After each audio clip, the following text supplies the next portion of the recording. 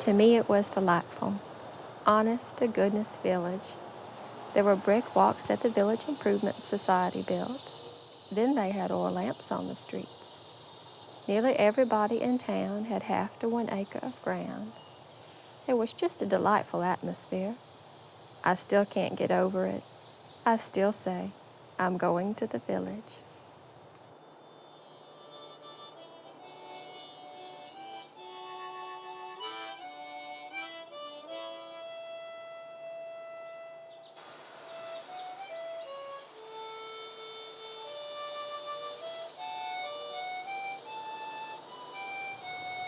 Everyone in Falls Church used to have a front porch. I would love to just sit on my front porch watching the world go by, or just being still.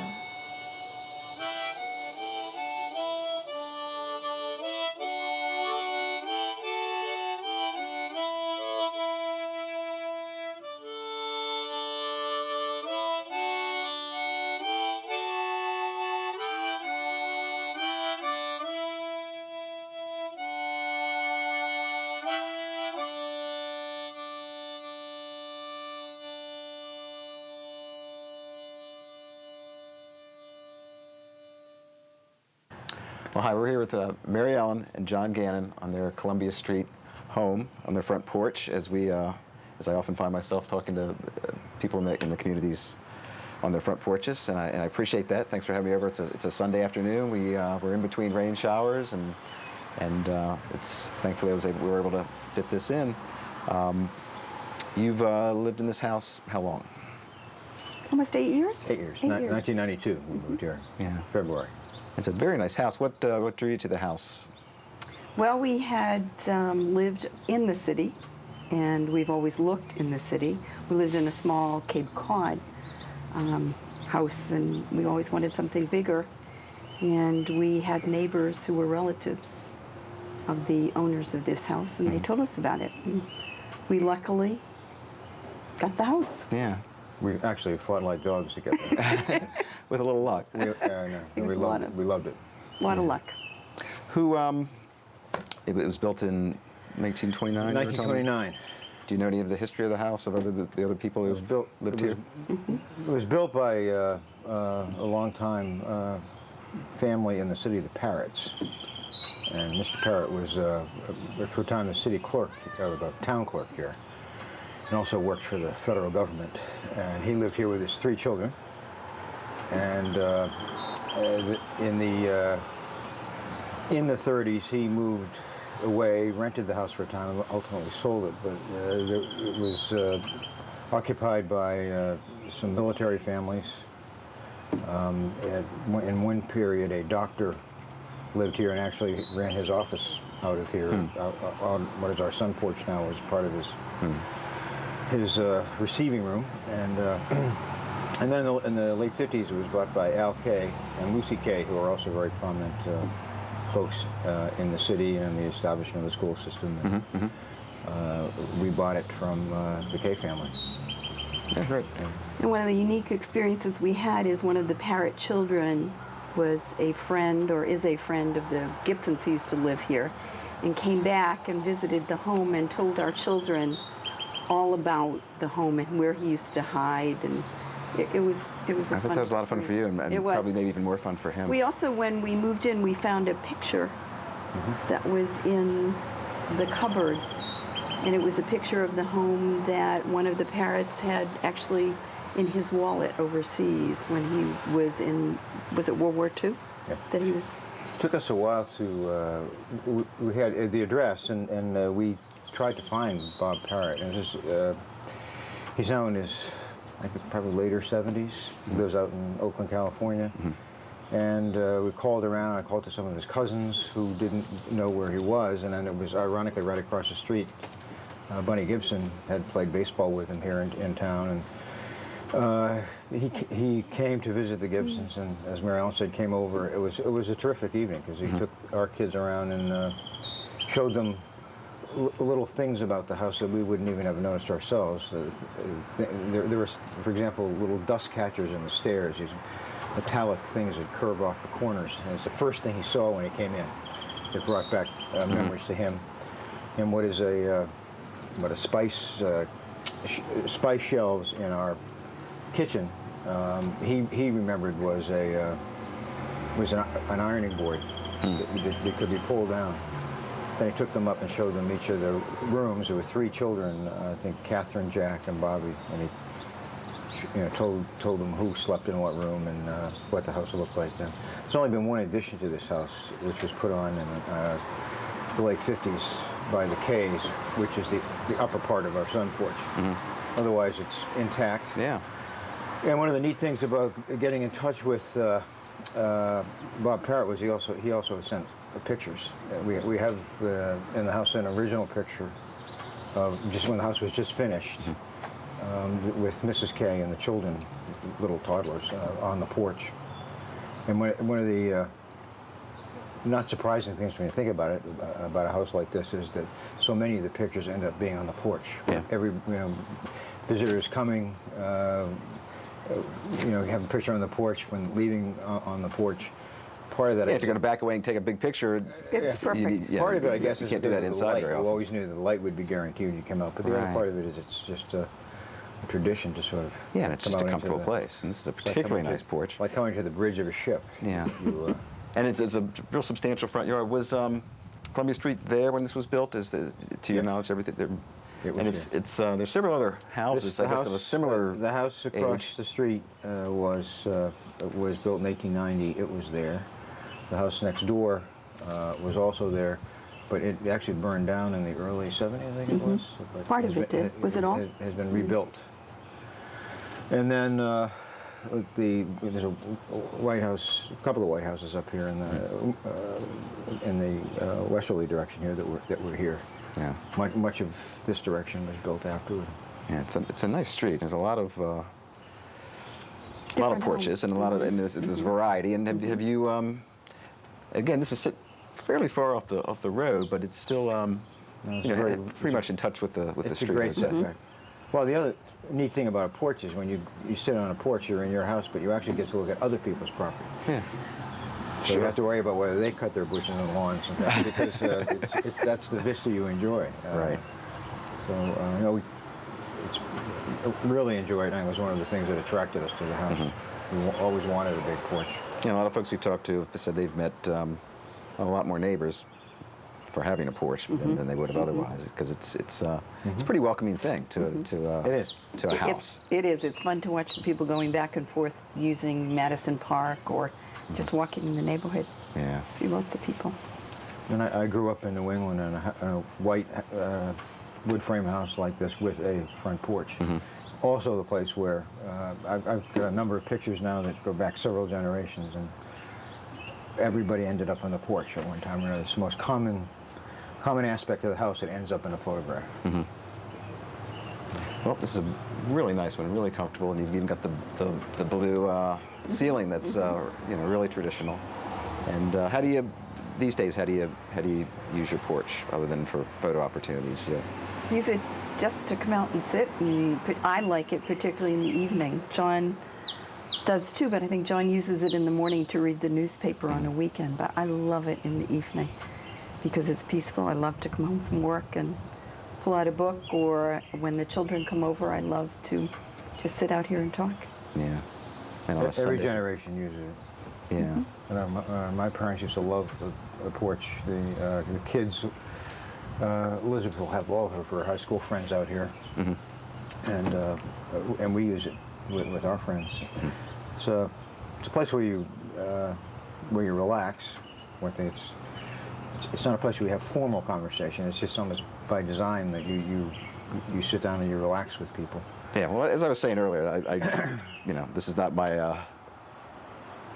not my first career or anything. It's not a career at all. But the fact that I meet people generally in doing this and sit on the front porch, I'm not sure I can pull this off in a different setting. But it's a very natural, comfortable way to sit down and meet people and talk to people and talk to them about something that they typically like very much. Yeah, you do. You tend to mix it up with people in the neighborhood, people who are walking down the street, and then with each other on the porch. But I think the part that I also enjoy, frankly, is is a way you can be by yourself, but you also can sort of commune with nature. If you're in the house reading a book, it's very different from being out here. There are sounds out here. If you listen, there are birds. You can hear a car. It's a wonderful place to listen to rain, assuming it's not coming laterally and hitting you. So all the the senses, it's more acute when you're sitting, confronting the outside, and you can be alone to do that. Yep. So I find it very relaxing just to come out here by myself. I will sometimes at night turn on the light and come out and read. Well, I sure believe that. I mean, it's a great porch. It's a very nice house, and as I tell most people I meet, I really appreciate you having me over. And it's delighted to have you. Well, great. It's just the only place we'd have you, right on the porch. Well, I'm going to try and squeeze in and get a little tour of the house, if that's okay. You're welcome to come in. Okay. Well, thanks a lot. Yeah, Appreciate it. You're most welcome. Delighted to have you. Thanks.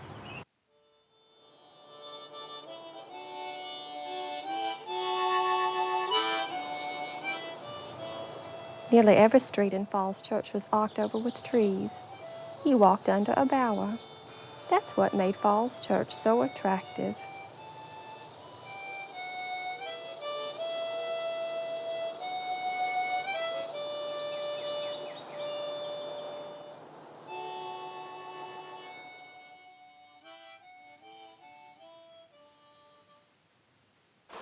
Well, Barbara, here we are in the rain, under the bowers, being protected by these trees. Well, where are we? We're on South Virginia and Broad Street, right across from the new pancake house, the former Shoney's, and the Exxon station. Watching all these cars run the red lights and going crazy here down Broad Street. I understand there's upwards of 50,000 cars. Yeah, and I day. think half of them run the red lights here in Virginia. This is quite amazing. But when they turn down South Virginia, something happens. Yeah, I think it's the bower of trees. At least we like to think so. Yeah. It's a residential neighborhood, of course, and it's just so cool, calm. It's just peaceful, very comfortable. I think the trees help kind of give a sense of clean too. Well, you said something about the 4 C's. Yes. Cool, comfortable, clean, and what else? Cool, comfortable, clean, and comfortable. I don't know. You had another one, but it was great. I can't remember it either. We should take notes. Well, the trees definitely do it, and these trees don't look real old, so, I mean, have these been here for a long time? Or My guess is about 50 years. Oh, these are 50-year-old trees? Well, those are small. This area, I guess, Yeah, is right. originally part of Mattie Gundry's farm. Right. And the Tyler Gardens was done in 1948, the year you were born, Dave. That's right. Good year. Great year. And the trees were probably planted right in that time frame. Okay. And so this was clear cut. There were no trees here when they did that. And so this is an example of some good planning, isn't it? Right. And planting. right. So if you were a tree, you'd be this big now. Yeah, oh, jeez. Darn. Well, I think the neighbors and the cars like it. I guess when they get in their cars here, they're not at the usual 150 degrees they are in the summer. Right. And the helps the air conditioning bills, I think, on these. And it sure slows these down. I mean, you see cars zipping by here at 30, 40 miles an hour. And 50, and another one just ran a red light right now. Yeah. And but once they come down here, they slow down. Even Airborne Express slows down when they come down Exactly. this. So those trees sure help. Now I understand that every street in town is not like this. Right. We're having, I understand there's a new neighborhood program, and I think we're going to meet Annette Mills here in a few minutes. The Neighborhood Tree Program. Yes, exactly and that, right. And that is she's, the coordinator of it? Coordinating that, so I think great. we'll see some improvements on specific streets around town. So I think the first one they're working on is Chereau Avenue, right down the street, and a relatively treeless street, at least over the street. And so I guess you're going to be talking to Annette right now. Love to. Good. Looking forward to some new trees on. Yeah. Okay, here we are, Annette, at a street that is missing its trees. Well, it's not exactly missing trees. It's got some trees, but they're set fairly far back from the street, and really needs some street trees here, I think. What would you guess? We have probably maybe 6 really large trees, and the rest look like they're relatively newly planted, and for instance in this yard here. Yes, right. But We need some more on this street. We're on Sharrow Avenue, and this is one of our pilot project areas for our new Neighborhood Trees program. Let's talk about that neighborhood tree program. Okay. Now, this is a new program. That's correct. And you are the volunteer coordinator. That's correct. This is not a paid position. This is so correct. I'm going to just thank you very much. Oh, in well, you're advance. welcome. You're And very then welcome. we have, how is this program going to work? Just briefly, how you... Well, basically, the program is designed to involve Falls Church citizens in increasing the number of street trees that we have in the city of Falls Church. And we've got three primary objectives. The first one is to identify and map the vacant street tree sites so we know where trees are needed. The second is to educate our citizenry on the value of trees and to just let people know that there are a lot of opportunities for tree planting here in the city. And then thirdly is to assist the city in the purchase, planting, and maintenance of the trees. And citizen volunteers are going to be very important to all aspects of the program, especially our what we're calling our neighborhood tree coordinators. Right. And each street in Falls Church, hopefully in the next few months, will have a street neighborhood trees coordinator to help educate the people in their neighborhood about the program and about how they can be involved. Great. Well, I sign up. Good, good. Well, it sounds like it might be expensive. How's that going to work? Do we have sponsors? And Well, we have three groups that are sponsoring. It was initiated by the Village Preservation and Improvement Society, which is the organization that I represent. The Village Society was founded back in 1892, and one of our primary missions has always been to plant trees in the city of Falls Church. So the Village Society is one of the sponsors, and then we approached the city's tree commission, which is involved with advising the city council and city staff on tree-related issues, and so they're a second sponsor. And then our third sponsor is the Recreation and Parks Division for the city of Falls Church. The Landscaping Division is the one that we're working with closely on that. So the three groups are working together to figure out how we're going to be raising funds and exactly where we'll be planting and so on and so forth. And so you're the coordinator. That's of correct. Of these Yeah. many people. Right. So what if I lived on this street? What would I do as a citizen? And I want a tree. I wanted, Right, if I you wanted were to get the look we had on South Virginia. Right. If you're a property owner in the city of Falls Church, that's the number one prerequisite. You have to own property in the city of Falls Church in order to qualify for the Neighborhood Trees program.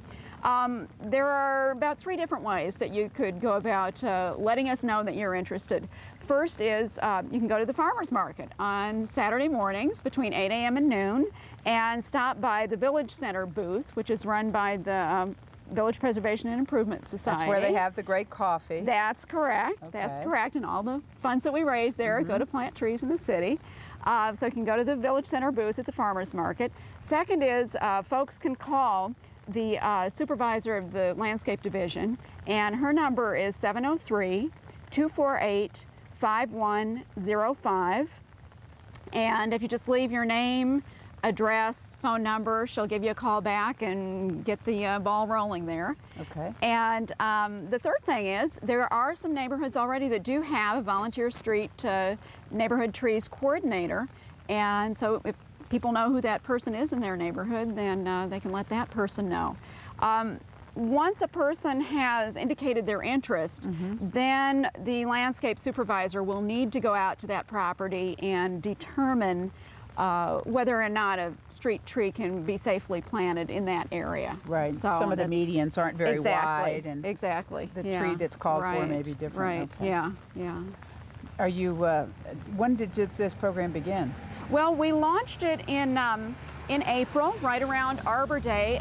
A study had been released in the last few months by the city indicating that we were losing street trees at an alarming rate here in the city of Falls Church, and that's been happening in a lot of communities around the country. In fact, in the last 12 years or so, we have doubled the number of vacant street tree sites that there are in the city. So there seemed to be a real need. I know a lot of people have scratched their heads and said, well, gee, we are Tree City USA. Why are we losing trees?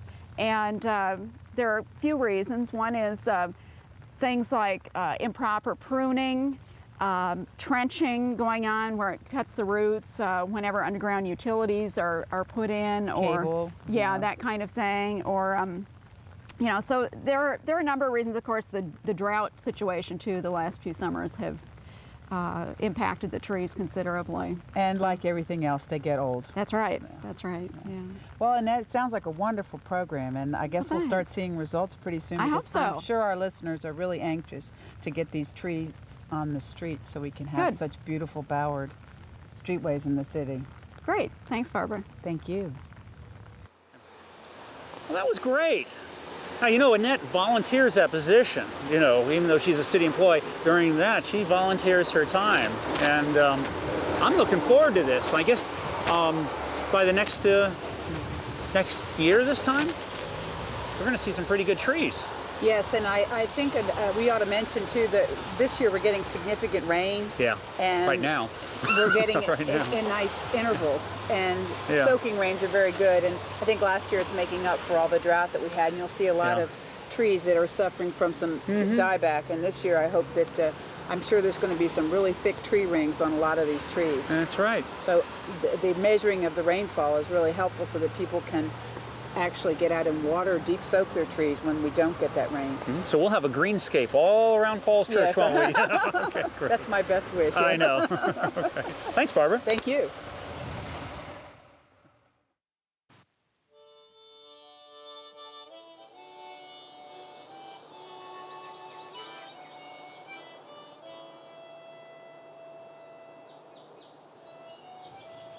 Uncle George used to take me down to Mankin's Notions and Dry Goods, a corner store at Broad in Washington, where the office building is now.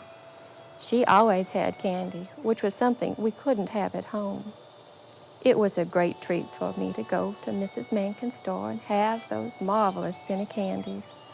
Uncle George used to carry me down to the store and get them for me. Mother didn't approve, but he did it just the same. I enjoyed it.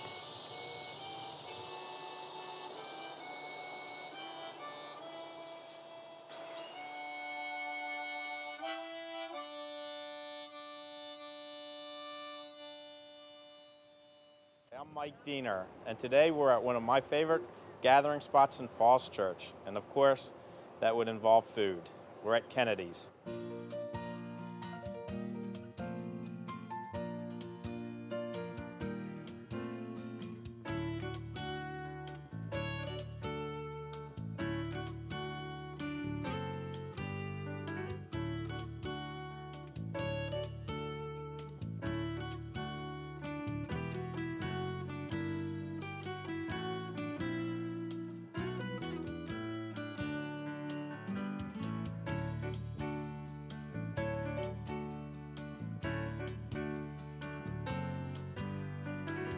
Well, here we are at Kennedy's.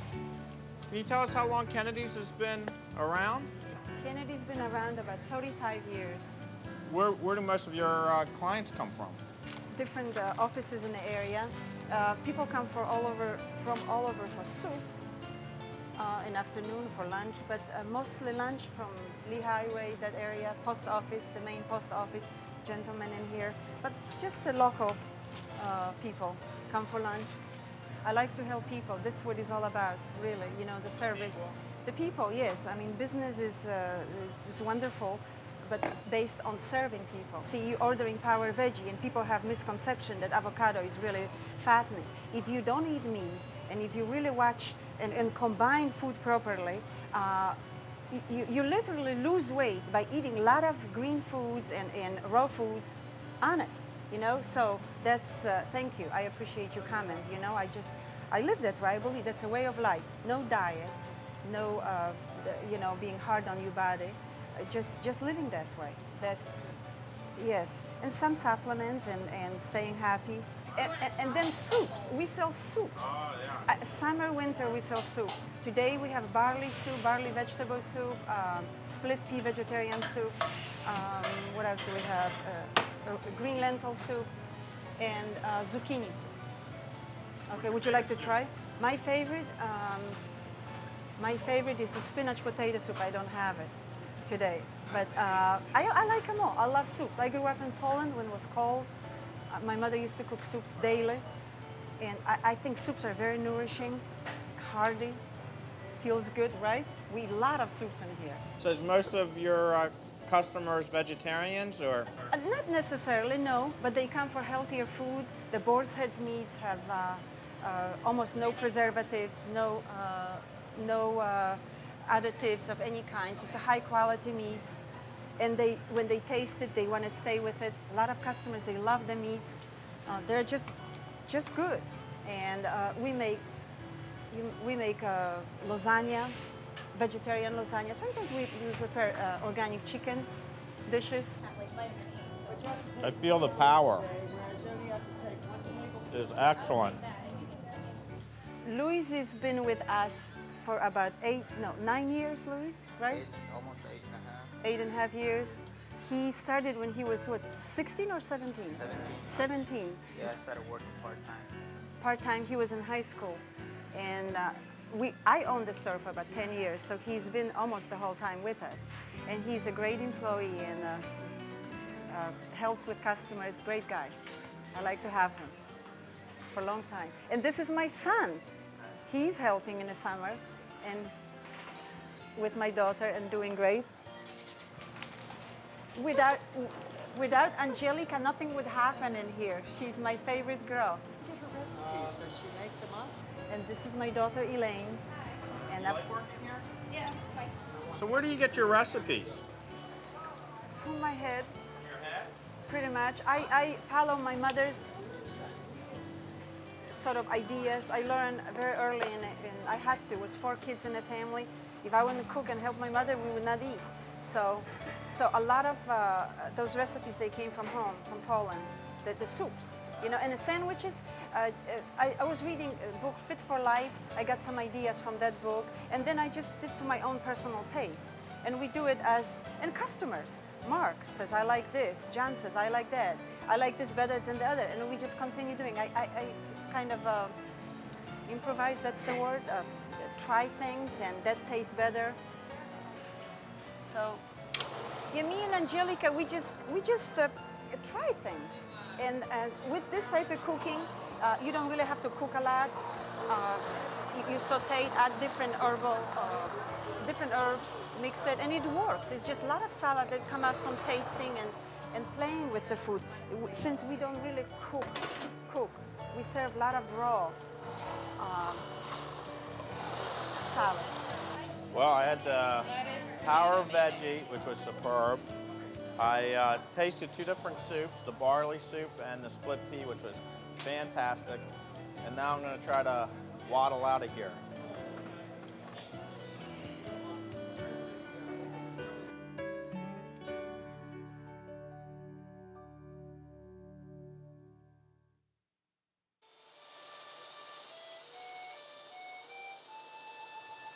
I loved going to the village. Everybody knew everybody. I would say, hello, Mrs. Brown, or hello, Mr. Hawkshurst, and they would all know me and my kin.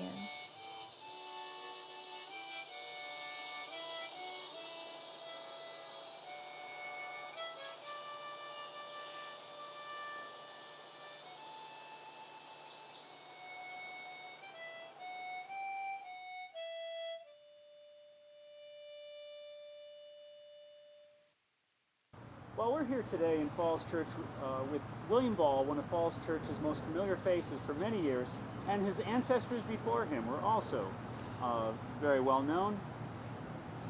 William, you're also known as Billy Ball. I've seen pictures of you at this house, which is now the location of Garnier and Garnier Attorneys at Law.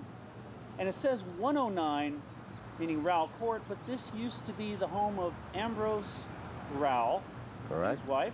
And it used to be 923 West Broad Street, I'm sorry, right near West Street. And welcome to the show. Well, thank you very much. It's a pleasure to be here. So you've been in Falls Church for a little while. When did you come here?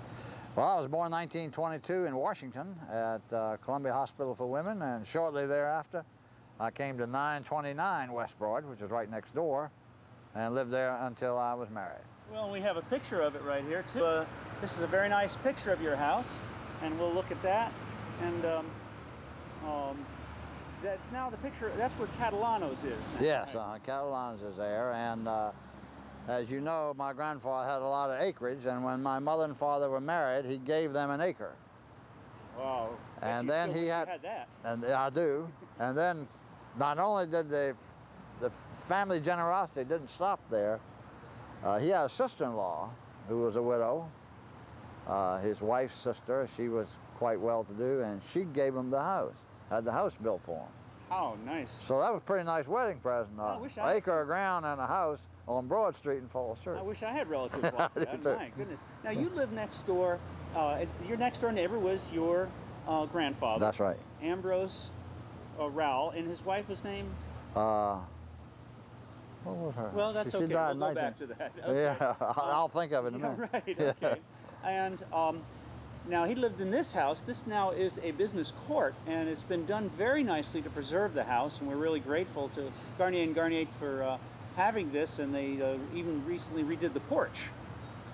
Did you spend much time here? A lot of time here. This was almost just like, for all practical purposes, I had two houses, two homes. I came and went. You never had to knock on the door or anything. And my mother's younger sister, her husband died here in this house. Okay. And then she came from he was with the Geological Survey. So upon his death, she came and kept house for my grandfather with her daughter, youngest daughter. Okay. So. Now, this area was called Ivy Hill. We just discovered that. And they knew they had ivy here, but it was also built by George Ives. Now, Ambrose Rowell is going to become a well-known person in town. He used to be. He was an associate judge at the pension and Board of Pension. But he, as far as we know, was the person who founded the first Arbor Day in Virginia and was here in Falls Church. And we're going to build a monument. Can you tell us anything you know? You knew Ambrose Rowell, didn't you? Well, I knew it. Oh, yes, sure. He's quite a gardener. I didn't know about the Arbor Day. Okay. But he had a tremendous garden in the back here. And in the vegetable and fruit line, including not only fruit trees, but things like raspberries and blackberries, he raised it. Well, this felt like a farm almost, didn't it? Well, yes, he did it on sort of a small scale. I mean, I don't know how much volume he had, but he raised everything. It's like a gentleman's farm. And he had a hearing problem. He was deaf. And I think gardening... Isn't that difficult for a judge? I think, well, I don't know where he was before he retired or not. He might have been, yeah, might have been. How could he hold a hearing? Right? And so I think he enjoyed working in the garden because you don't have to talk to anybody. Right. That's good. And he had a stream in the back. Yeah, and that was all unimproved when I was a kid, just a field in the back. And, I kind of would like to have that again. Yeah, I would too. We used to cut Christmas trees. You know, they had some pine trees around, and we used to go back there every once in a while and either cut down a tree that was the right size or cut down a larger tree and then cut the top out of it for Interesting. Christmas Well, this tree. was, I guess, a rural field then. This was the edge of civilization, from what I understand, right here in the West End. Well, there were some houses up near where the railroad tracks cross Route 7. Yeah, not too far. Coming down here today, I remember Falls Church must have had an anti-fireworks ordinance of some kind before the county, because I can remember at Haycock Road and Route 7, there's a grocery store. It's where that Long John Silver, Right, yes. called Willett's Store. Okay. And Willett sold fireworks that you couldn't get in the town. So we'd go up there to get torpedoes that you threw and 2-inch salutes and all that good safe stuff. You know, and that's where we hold our fireworks every 4th of July, right there. Now, right in the background, you can hear all this noise. There's a lot of traffic. 54,000 cars go by here every day. Did you have that many when you were growing up? No, I can remember vaguely when they paved West Broad. I think it was 1925 or 26 or something like that. So I was about 4 years old, I think, when they Now, paved. you had just told me a story about one of your relatives. I can't remember, was your mother or somebody used to go up to where the State Theater is now. I guess it was probably before the State Theater was there, and it was the inn that was up Yes, there. And she used to sled. Tell me that story. Well, they had horse and wagon, and they'd get somebody to one of the I guess, William Rector worked for them. I guess they'd get William to hook up the horses and take them up to there. Oh, maybe they walked, I don't know. Yeah. Here, right? Or maybe they walked, I don't know. And she said they'd get a running start on their sleds going down Lee Highway from where the State Theater is, cross Broad Street, and go on down past the Old Falls Church, Episcopal Church, and come to a halt somewhere down there where Annandale Road runs into. Can you imagine that? Doing that today. 54,000 cars that go by there every day. That's great. Well, what was some of your best memories about right around here? Well, I just remember a very happy childhood. We played all sorts of games. We had, I was telling you, the lady that lived in that house right over there We call that the Henderson house. There's two Henderson houses. Well, it could be. We never knew it. There was a couple that lived there. I think both worked, and one of them's mother lived there, and she didn't like baseballs and rubber balls and footballs and everything coming into her yard. Or William balls. Well, yeah, she didn't like the little kids running in there either. But she'd get the ball before you did, and I bet when finally, she must have had quite a collection of balls, because we were all kind of afraid of her. Eventually, now this this house during, I guess it was the 60s, was an antique, and even had a flea market here. I wonder if any of those balls made it over here. I don't know. It was owned, I think who did the family sell this to? They sold it to the television, I guess, who had the paper. Right, yeah. And it was the headquarters for the paper for a while. And then it became the antique. Echo, the Falls Church Echo yeah. here. Then it became the flea market. The flea market, yeah. Well, but one of my memories is Father Van at St. James Church. Now, Father Van was quite a moral influence in West Falls Church, and I don't think it ever occurred to any parent, Dave, to ever, regardless of what church you belong to question Father Van. And there used to be an itinerant fellow called Tin Tin John that walked around town, and I think he sharpened scissors and he fixed pots and pans. Right. And we used to tease it. He didn't speak much English. Right. And we used to tease him unmercifully. Kids do that, yeah. So one time we threw stones at him. So the phone rang one evening, and it was Father Van. And one no, my mother, if she would send me over to the church. He wanted to talk to all the kids around here. So the Clatterbuck boys went, a couple of them, they were Baptists, we were Episcopalians. Father Van, and it didn't occur to my mother or to anybody else to say no. Father Van said, come over there, you came over. And then he told us about Tin Tin John. He was Belgian, spoke Flemish, showed us some of his writing, wrote beautiful hand, but all in Flemish.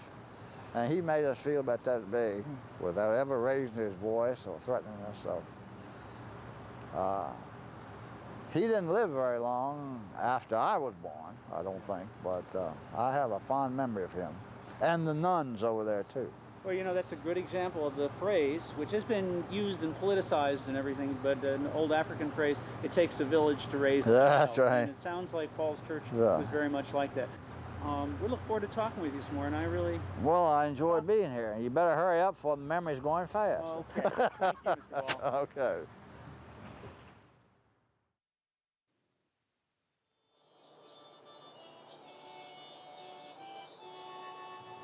I heard music everywhere in town. A lot of folks had pianos and other instruments in their homes, and I could just walk up and down the street and hear people playing pianos and violins and singing. Some fellas were always sitting on the front steps of the stores down by the crossroads playing harmonica. Of course, there was music at church on Sundays and Wednesdays. A band always played at town picnics. One of my favorite things was dances at the Oddfellows Hall.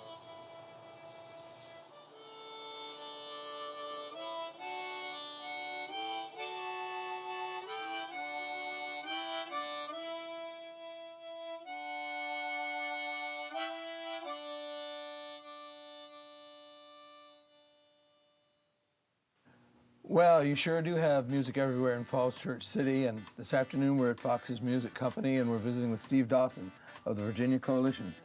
How you doing, Steve? Hey, Jim. Good to see you. How'd it go Saturday night? Went excellent. It was sold out crowd, just good ego gig. Really? Good gig on the old ego. Yeah.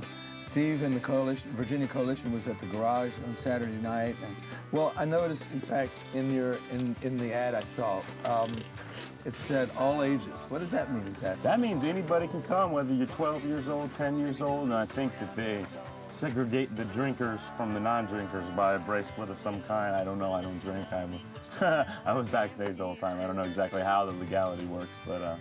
Well, it's refreshing. It really is. I know all age shows is pretty neat, and I guess that means I anybody. think it's good because, you know, when I was 16, I was looking for something to do, you know, and my parents might not have wanted me down in D.C. hanging out, but it's a really safe neighborhood, and it's, you know, the metro runs right there up at DuPont. And Steve, I see the name of your new album is Townburg. What's that mean? It's kind of just a funny spoof off all these places we play. We're a band that we're not really trying to go right to the label side of things, so we tour a lot. And we play about 4 or 5 shows a week, and if you notice, you go through all these states, there's so many similar little towns that either have the suffix of burg or ville or borough, and we tried to kind of make a spoof off of that, you know. Well, it's exciting, and I see that you've got a looks like a 40s picture of a union shop. Yeah, of some we sort. actually were having problems coming up with cover art, and the guys that printed that up in Seattle had that on file, kind of like a public access file photo, and we liked it and used it. Yeah. Well, let's hear a little bit of it. I think you're going to cut into some of the music here for a second.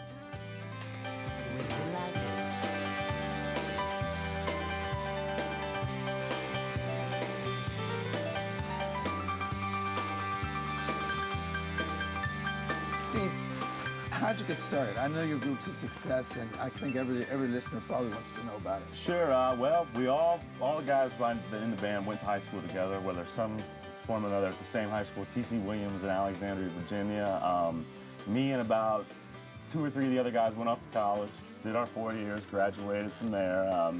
Actually, I went to school down in New Orleans, and I credit a lot of being able to play. I had what they call the white man's disease, in which I was a rhythmless, you know, had nothing going for me. And 4 years down there amongst all the good backbeat funk and stuff really taught me, you know, what I didn't make in classes and where I missed going to class and stuff, I made up in learning about, you know, all different kinds of music. And came back from college, and everybody was kind of getting out at the same time, and instead of getting real jobs, we, you know, decided to do this. Well, wait, Steve, I know, I hope this doesn't embarrass you, but I've asked you before because I work with you at Fox's Music, but how are you able to fit in another job? I mean, it seems to me... It's pretty impossible. You know, I've been lucky enough to have, you know, managers and bosses like you that have been so flexible to accommodate my schedule. You know, I'm basically kind of down to early in the week because Wednesday through Sunday I'm on the road and gone, and it's wonderful. I actually just love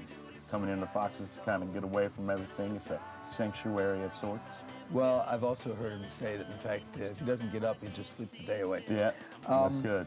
Steve, where do you go from being a good group, a good band, and when do you know that you've made it? How do you get a manager, and when do you know that you've become successful? Well, we are actually self-managed, and that might not be for long. We're actually entertaining some management offers.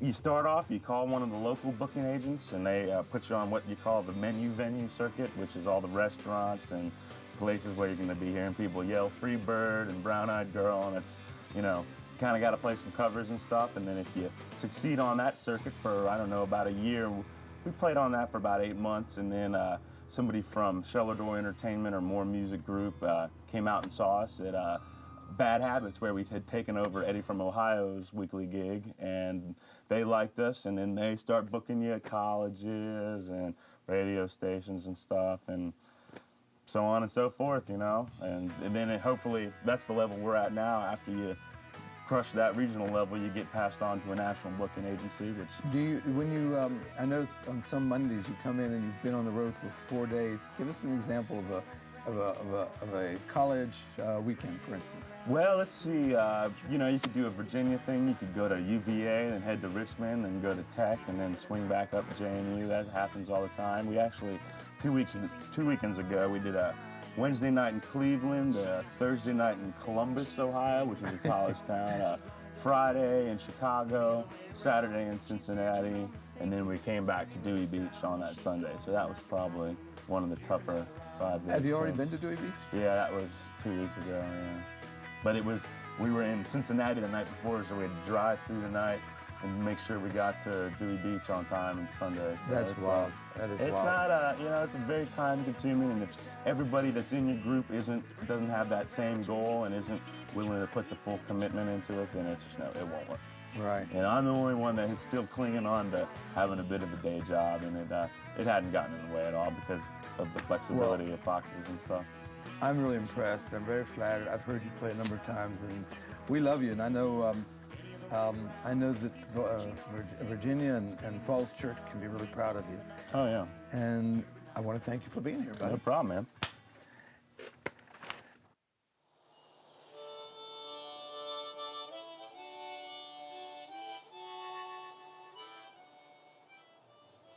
Sometimes I would walk to and from the village along the roads, but I loved to walk the trails and alleys behind houses, through fields and woods.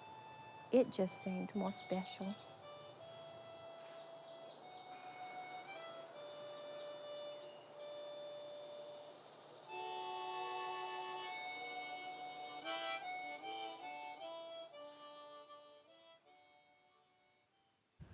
We're at the Thomas Jefferson Elementary School parking lot it's called the back of the school along Seton Lane, and here's the parking lot and there's the school. And there's a unique small trail. It's the newest trail in town. It's a wonderful wood chip trail. It goes on the buffer side of the property by the parking lot, and it was recently constructed over the last couple of years and is still in construction phase. It's called the Thomas Jefferson Nature Trail, and it includes a butterfly garden, totem pole, and native trees. And let's take a walk down and we'll learn about it and see what we have here. We've had a wet summer, and it's interesting to see the variety of mushrooms that are growing up through the chips. But as we come up to the mulched area, we have some interesting trees that are growing here. We're right over the Reagan branch of Tripp's Run, which is an underground stream. It was overground, but it was piped, and literally we're on top of it right now. And from what I understand, the mulched area represents that stream, which hopefully one day will be uncovered, and the students will have an opportunity to do some nature studies here. But these are fringe trees that were planted here. In fact, one of them was planted to honor the first one that was planted here honored Annette Mills, who is an Ecology Club founder who will meet in a few minutes, and she's the one who originated this concept. We have a pawpaw tree here, which has a wonderful fruit on it, and these fringe trees will all start filling in over the next couple years. And then we're entering the original area of the butterfly garden that was started I think 2 or 3 years ago, and the children planted this in the Ecology Club at TJ, and it has wonderful like brown-eyed Susans here. This is a button bush that they're growing together on here. We have some echinaceas here, purple coneflowers. I really like the way that the logs are laid along the trail. Here it gives you really a good outline of where the trail is. Now we have the non-native butterfly bush. This is actually from Australia. It really attracts butterflies. There's one right there now, a tiger swallowtail. It's just gorgeous on there. This is non-native. It's quite invasive. It's a beautiful plant, but we have to constantly be weeding it back because it overtakes the other native plants. And there's some milkweed. This is a really valuable plant. That's the only plant that the monarch butterfly will lay its eggs on. Without the milkweed, we have no monarchs. That's one of the reasons one of the many reasons that the monarchs are in decline is we're taking out the milkweed areas. But all these beautiful brown-eyed Susans here. Great. Now we're coming out to an area where it's thinning out because this was just planted this year, and in a couple years this whole area that we're coming to will look just like this. It'll be totally filled in, and we're coming up, and we have some of the sculptures that the children of the art club did, and we'll meet Mark Robarge in a minute, tell us about those. And we have a summer sweet here. This is a wonderful shrub we talked about in another show on the Jefferson Street connector. This grows quite tall and fills in, has a beautiful flower in July, you can see. We have the bee balm. You can see a bee on the bee balm right now. And what else we have? We have spice bush here. This will grow big. Beautiful. Smells like lemon. It's great. More bee balm, brown-eyed Susans. Over here we have the little tent that we made, the bamboo tent with the beans on it. And this will be totally filled in, and the beans are growing on it. Let's see if any of them are edible right now. Yeah, there's a couple of them right now. That's great. And then we have the New England asters over here that were planted. And oh my goodness, here we come to something pretty impressive right now. This isn't a plant, but quite a totem pole. Mark Robarge, how you doing? Good. Hi, Dave. How are you? How you doing? You got your son here with you? Got my son Jordan here. That's yeah. Great. Yep. Well, Mark, you are and your students are responsible for this, I understand. We certainly are. Yeah. And is that the art club? That's the art club. And you're the art instructor, I believe, at TJ. I'm the art teacher at TJ, and Cheryl Kenny and Kathy Ben run the art club. Ran the art club last year, and it was really, in a large part, their brainchild. So tell us about the totem. Well, the idea was that maybe if we made a totem pole like the Native Americans did, you know, they used cedar trees to make their totems. Okay. Wood carving was a little bit beyond us, so we decided to... How old were the kids? The kids were 4th and 5th grade, so maybe 9, 10 years old. Right, okay. Yeah. So we decided to make a ceramic totem pole in this location, and that's what we did. Each kid in the art club made their own animal. And you can see that there's, I think, a total of about 23 animals. Elizabeth did the beaver here, and then Rebecca did, I believe that's a possum. And then, let's see, Melanie did the mouse. Laura did a rabbit. Jason did an eagle. Karina did a skunk. Then we have another possum here by Sarah. And then on top of that is Bird by Saria.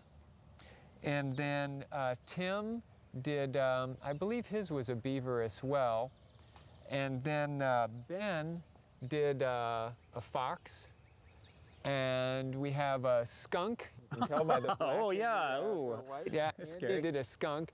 And capping the top of the totem pole, Morgan did a deer. Melanie, who did a little lizard. Ashton did a hawk, I believe, another bird. And then on top of that, we have Andrew with another bird. Brian did a snake. We have a frog here by Dana. And Shushmita did an owl. Let's see, I'm trying to remember if this is I think that's another possum. Some of the animals are a little, I think it's a possum by Tori. And then we have a bunny by Andrea. Great. Another bird by Peter. And then we have a white wolf by KK. And then on top, Caitlin did a horse. Well, this is unique in Falls Church. I think unique to Falls Church and unique in Falls Church. And we owe you a great debt for having done this, and your children and the leaders of the art club. And I hope everybody comes down to see this. It was our pleasure, and I hope they come too. Yeah. Thanks, Good. Mark. Thanks, Let's go Dave. on and we'll see some of the rest of this stuff. All Good. right. Thanks, See ya. Mark. Alrighty. See you later. Well, just beyond the totem pole, we have these coreopsis, two kinds of coreopsis here. We have the low bush, and then I guess they call them high bush coreopsis. You can see how tall these are, and they're blooming, and these are the first blooming. There's some more milkweed and bee balm, and this is a great little area that some of the children planted also. And when we come over by the ironweed, here's Annette Mills, the person who founded this trail. Hi, Annette, how you doing? Just fine, David. Good to see you. Good seeing you. This is great. Ironweed, there's a bee coming up to it right now. And really enjoying that. The heads are on on the flowers are there, and they're actually blooming ahead of schedule. But so you founded this trail. How come?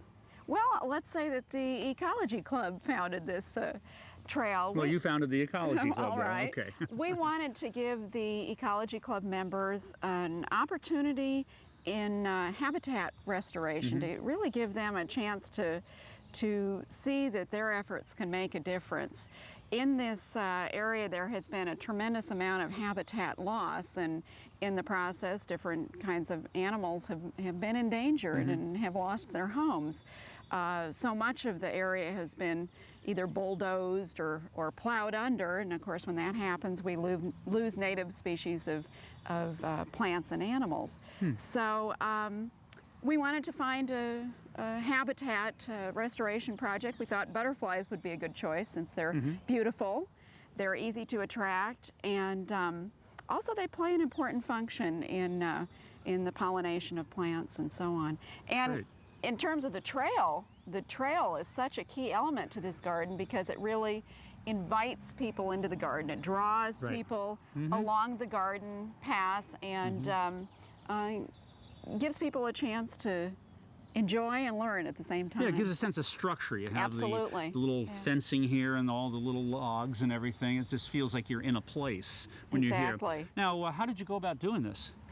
Well, when we started, actually last fall was when we first came out here as a group and we took a look at this area. Believe it or not, all of this was simply grass planted in very compacted clay soil. So the first thing we needed to do was to improve the soil so that the plants could grow well. So we divided the kids into 8 different groups, 8 different teams.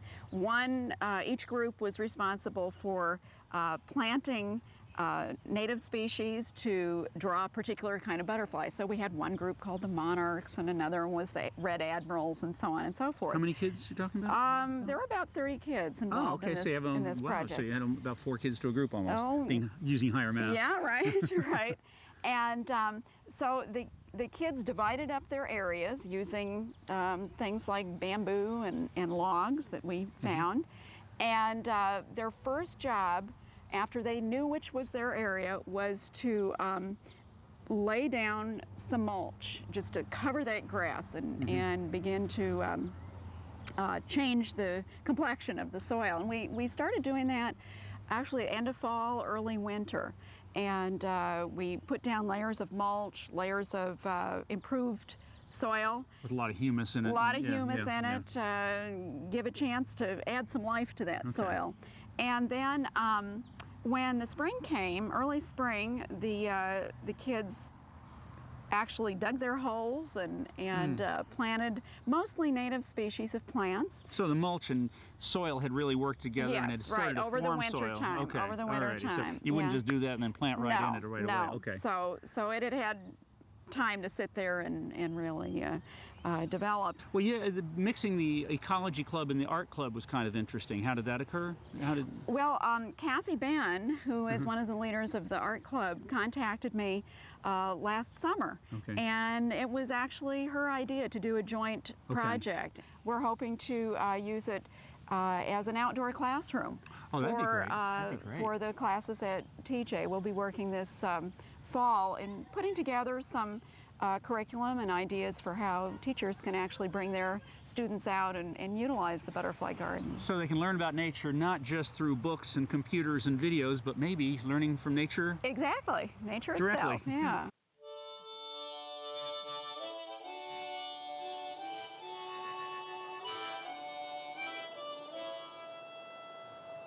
One of the most interesting things to me is that right in the middle of Falls Church, right in the middle of one of the fastest urbanizing areas anywhere, we have magnificent old houses and trees, beautiful music still in homes and on the streets, marvelous places to gather, and trails to return home on. It makes me wonder why these wonderful qualities of village life remain here in Falls Church.